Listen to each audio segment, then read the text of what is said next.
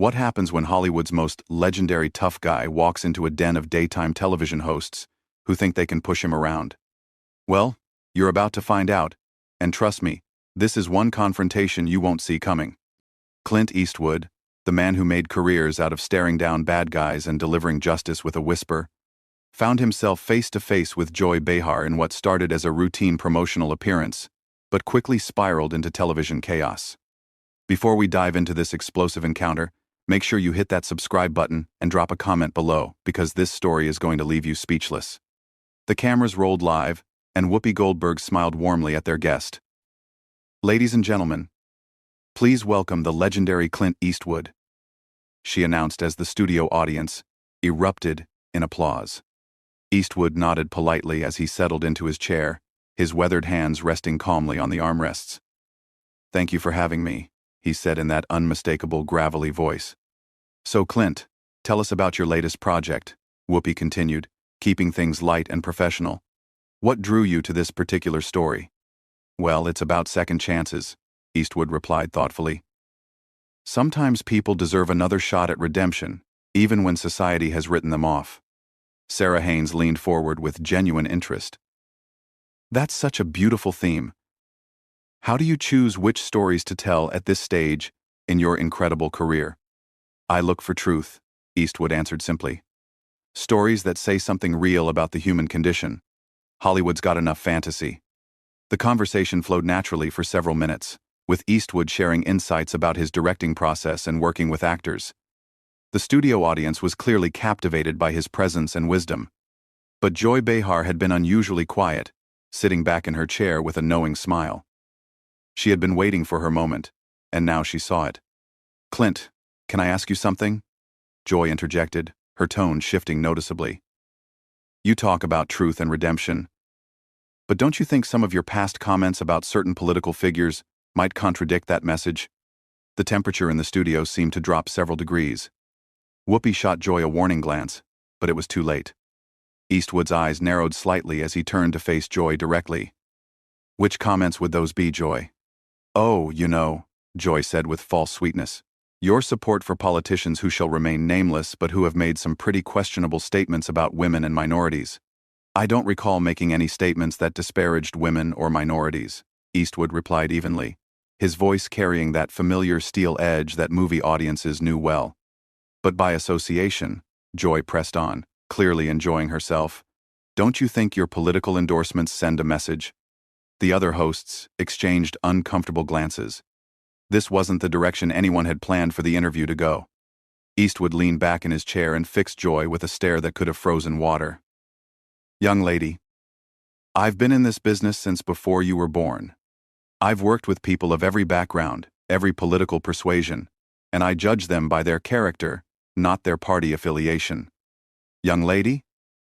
Joy's voice rose an octave.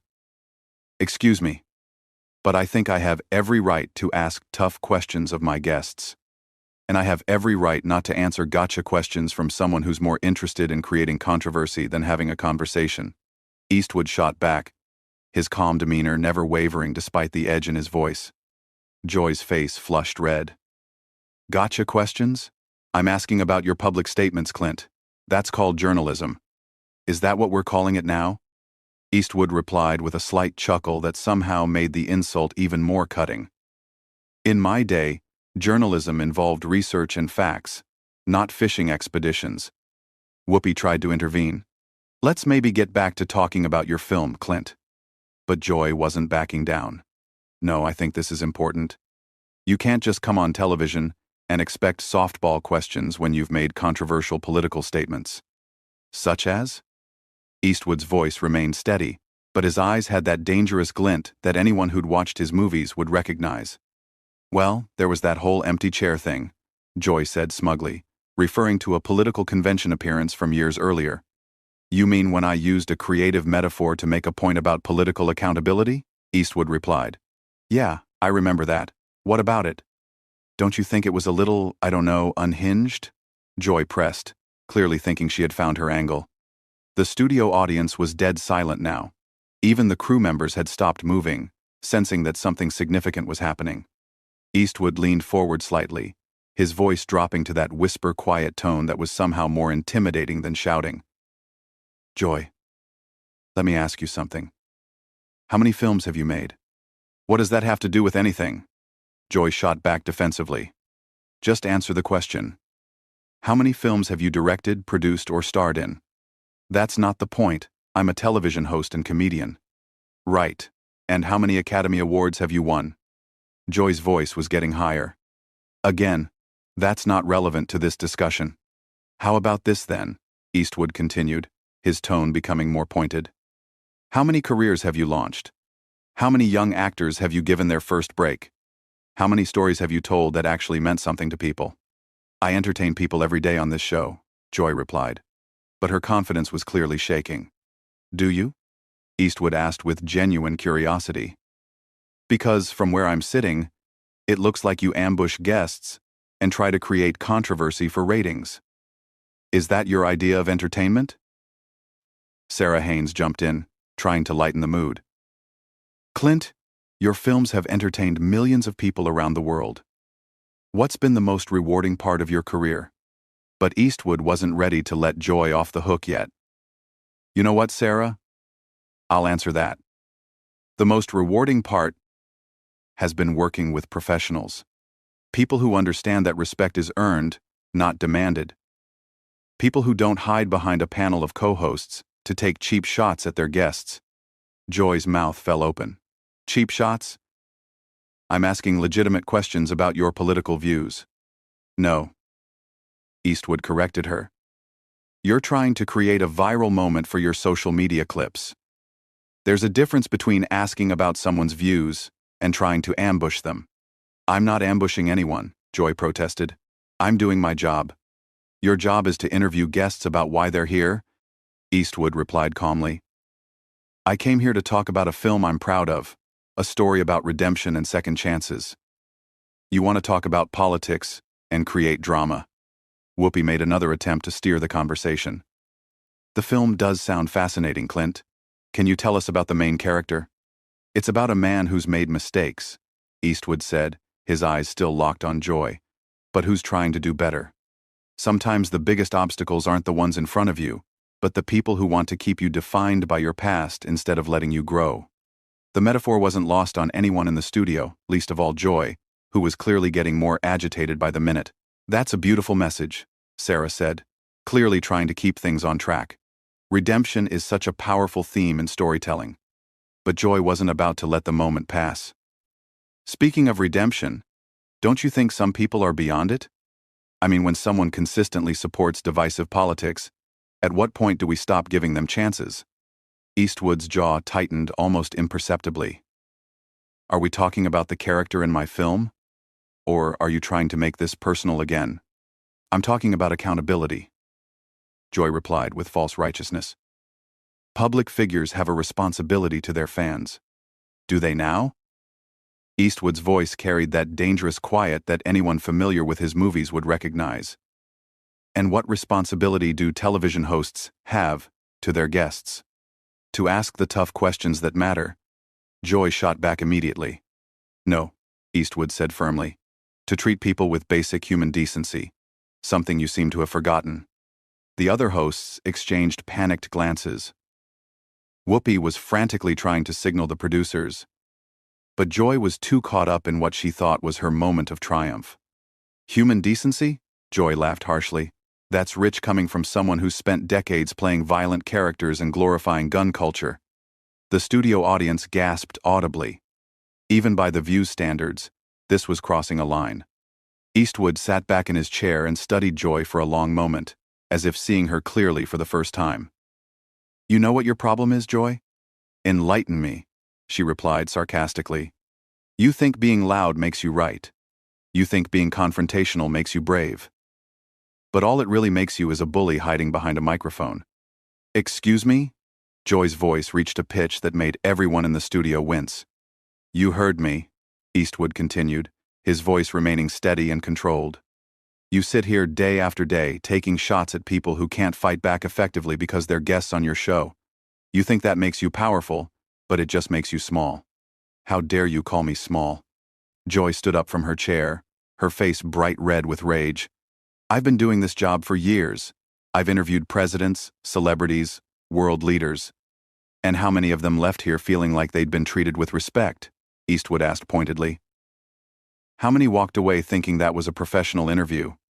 Joy was sputtering now. "I don't have to take this from you or anyone else." "You're absolutely right," Eastwood agreed calmly. "You don't have to take anything from me. Just like I don't have to sit here and let you turn what should have been a conversation about art into your personal political theater." Whoopi finally found her voice. "Clint, Joy, maybe we should all take a breath here." "No, Whoopi," Eastwood said, standing up slowly. "I think Joy and I understand each other perfectly now."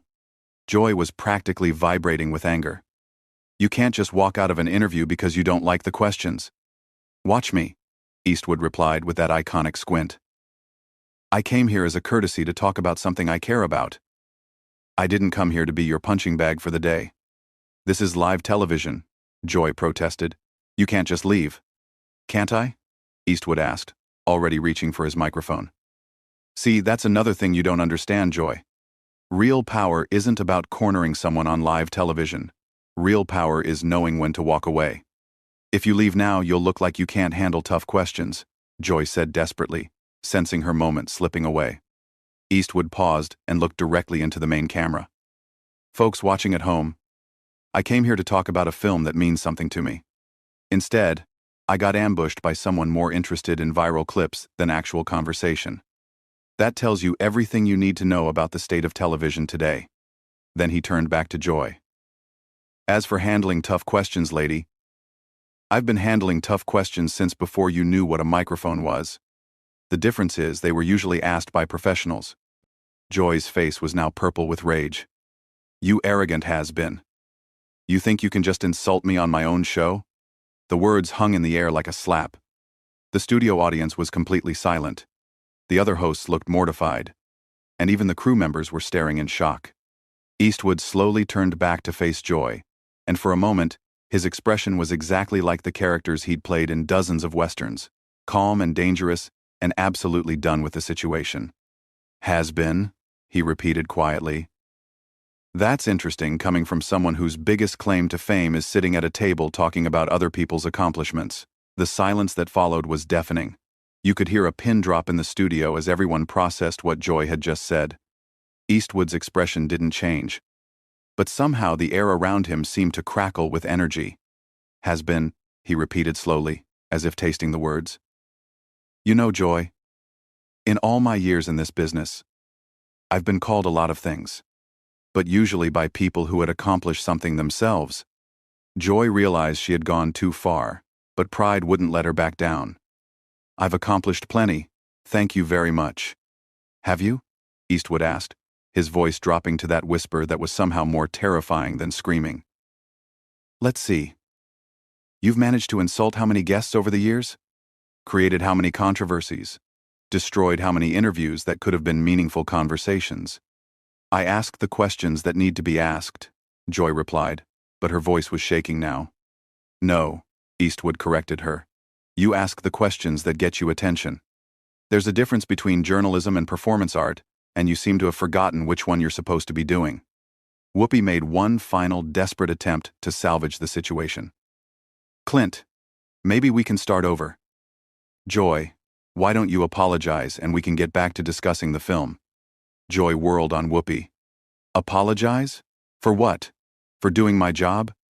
"Your job," Eastwood interjected, "is supposed to be entertaining and informing your audience, not attacking your guests for sport." "I wasn't attacking you," Joy protested weakly. Eastwood laughed, and it was not a pleasant sound. "Lady, I've been in actual combat. I know what an attack looks like. The difference is, when someone attacked me in the service, at least they had the courage to do it to my face instead of hiding behind a television show format." The other hosts were now openly staring at Joy with expressions ranging from embarrassment to disgust. Sarah looked like she wanted to crawl under the table. Even the studio audience was shifting uncomfortably in their seats. "You think you're so tough," Joy said, her voice breaking slightly. "Well, let me tell you something, Mr. Eastwood. This is my house. These are my rules. And if you don't like my questions, you can leave." Eastwood smiled, and it was the coldest smile anyone in that studio had ever seen. Your house? Your rules? You know what, Joy? You're absolutely right. This is your house. And that's exactly the problem. He stood up fully now, towering over the seated panel. In your house, guests get ambushed. In your house, disagreement means disrespect. In your house, creating drama is more important than creating understanding. Well, congratulations. You've built yourself quite a house there. Joy was practically sputtering. If you think you can just waltz in here and lecture me about television, you've got another thing coming. I'm not lecturing you about television, Eastwood replied calmly. I'm pointing out that what you do isn't television. It's a circus, and you're the head clown. The gasp from the audience was audible. Even by daytime television standards, this was unprecedented. How dare you? Joy shrieked, completely losing any pretense of professionalism. How dare you come on my show and insult me like this? Your show? Eastwood looked around at the other hosts. Funny, I thought this was supposed to be a panel show with multiple hosts. Turns out it's just the Joy Behar ego hour with some backup singers. Whoopi finally found her backbone. Clint, that's enough. Joy, you need to calm down right now. But Joy was beyond reason. Don't tell me to calm down, Whoopi. This man comes in here with his holier-than-thou attitude and thinks he can disrespect me on national television. The only person who's shown disrespect here, Eastwood said quietly, is you. From the moment I sat down, you've been looking for a fight instead of having a conversation.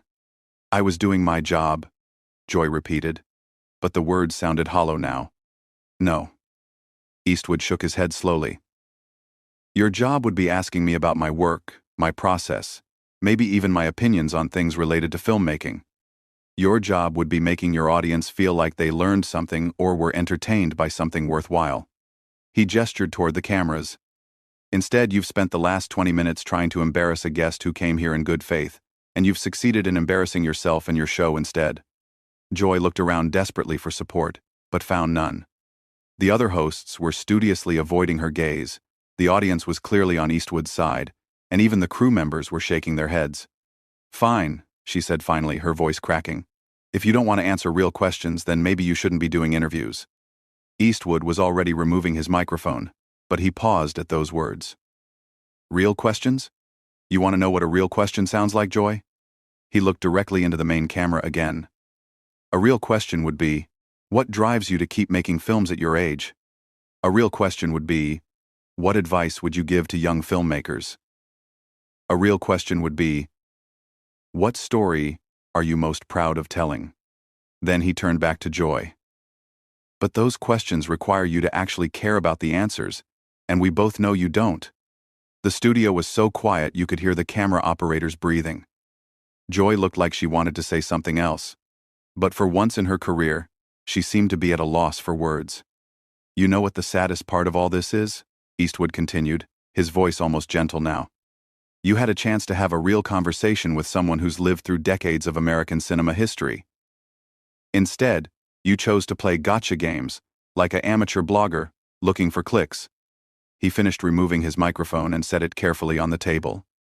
That's not just a waste of your time and mine, it's a waste of your audience's time. They deserve better than this performance you've been putting on. Joy finally found her voice again, but it came out as a screech. Don't you dare lecture me about what my audience deserves. I've been connecting with viewers for decades. Have you? Eastwood asked as he straightened his jacket. Or have you just been yelling at them for decades? Because there's a difference between connecting with people and just making noise. The producers were frantically signaling from behind the cameras, clearly trying to figure out how to handle this unprecedented situation. This was live television, and their biggest guest was walking out after completely dismantling one of their hosts. Security, Joy called out desperately. Get security. Eastwood laughed genuinely for the first time since the interview began. Security? What are they going to do, Joy? Arrest me for hurting your feelings? He looked around the studio one more time, taking in the stunned faces of everyone present. You know, I've been in this business for over 60 years. I've worked with the best directors, the finest actors, the most professional crews in the world. And in all that time, I've never encountered anyone quite like you. Is that supposed to be a compliment? Joy asked sarcastically, trying desperately to regain some control of the situation. Take it however you want, Eastwood replied. But just remember, when people talk about this interview tomorrow, they're not going to be talking about your tough questions or your journalistic integrity. They're going to be talking about how you completely lost your composure and embarrassed yourself on live television. With that devastating final blow, Clint Eastwood walked calmly toward the studio exit, leaving behind a panel of stunned hosts, a shocked audience, and one completely humiliated Joy Behar, who was still trying to figure out how she had lost control so completely. As the studio doors closed behind him, the cameras captured Joy's face, red with rage and embarrassment, while the other hosts sat in stunned silence, knowing they had just witnessed television history, but not the kind anyone would want to be remembered for. So there you have it, folks. What started as a routine promotional interview turned into one of the most explosive confrontations in daytime television history. Clint Eastwood proved that even in his 90s, he's still the fastest draw in Hollywood, except this time his weapon was words, not bullets. Make sure to subscribe for more incredible stories like this one, and let me know in the comments, do you think Joy Behar finally met her match?